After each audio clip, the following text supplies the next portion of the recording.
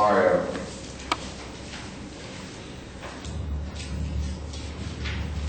In the United States, we don't have second-class citizens, and we shouldn't have second-class marriages.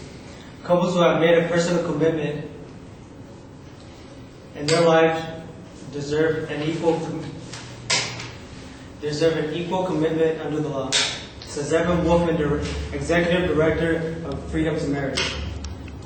In the court where the lawsuit against Proposition 8 took place, social epidemiologist Alice Mayer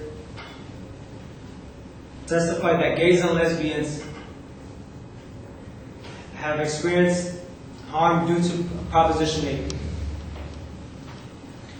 He also explained that Proposition 8 is stigmatizing to gays and lesbians because it informs them that the state of California rejects their relationship as less valuable than opposite-sex marriages. Now imagine being told that you're less valuable because of your color or because you're a woman. You are being treated as a second-class citizen.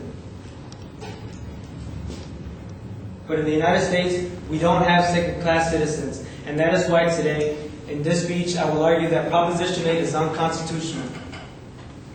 First, I will argue that marriage is a fundamental right. Second, I will argue that Proposition 8 violates this right. And third, I will argue that same-sex marriage would benefit the community. The right to marry the person of your choice is a fundamental human right guaranteed under the equal protection and the due process clause in the Constitution. In cases like Loving versus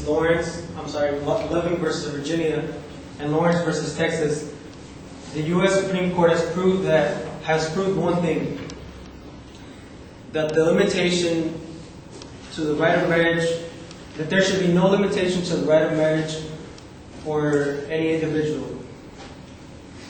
Proposition 8 violates this right.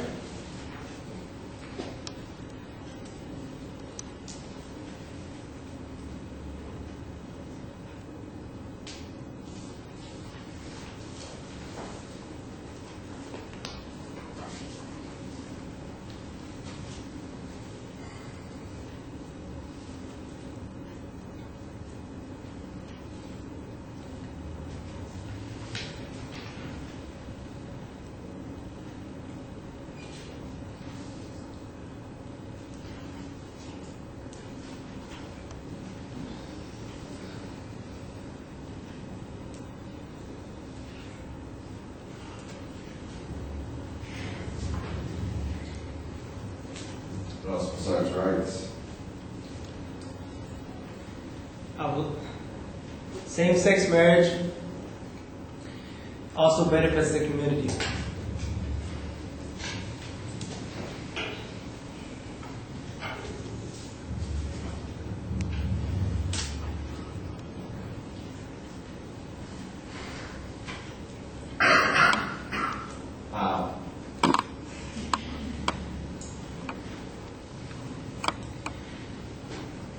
The state's primary purpose of regulating marriage is to create stable households.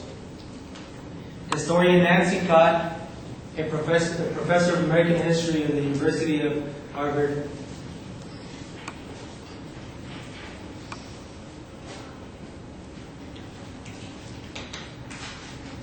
testified that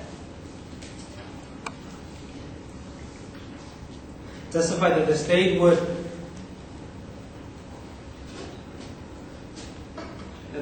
benefit from recognizing same-sex marriages because such marriages provide another resource of stabilization and social order. Psychologist Letitia Ann, who started studying same-sex relationships in the 1970s, pointed to research showing that same-sex couples are undistinguishable from opposite-sex couples in the terms of relationship quality and stability. Also, children are more secure in homes where their parents are united by marriage. In the absence of marriage, the law twists itself in knots, trying to accommodate the needs of gay families.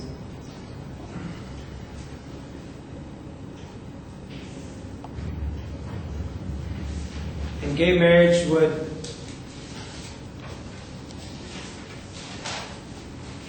alleviate these legal difficulties and thus help stabilize their lives. In this speech, I've argued that Proposition 8 is unconstitutional. I have argued that marriage is a fundamental right. I argue that Proposition 8 violates that right, and I argue that same-sex marriage would benefit the community. And since in the United States we don't have second-class citizens, we shouldn't categorize anybody as second-class citizens and make them feel as lesser valued. Thank you.